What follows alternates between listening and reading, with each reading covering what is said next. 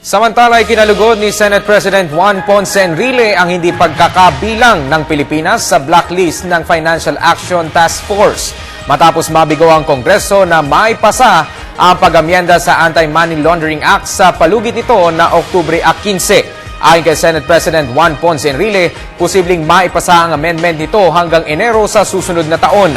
Mulian niya itong isasalang sa plenaryo ngayong Nobyembre. Samantala, sinabi naman ni Senator Sergio Osmeña, isa sa dahilan ng pagkakaantala ng pag-amyenda sa panukalang batas ang pagtutol ng ilang senador sa pagbilang ng tax evasion sa predicate crimes at real estate naman sa covered institutions. Pero tumanggi ito na pangalanan kung sino-sino ang mga senador na ito. I don't think they will be that callous and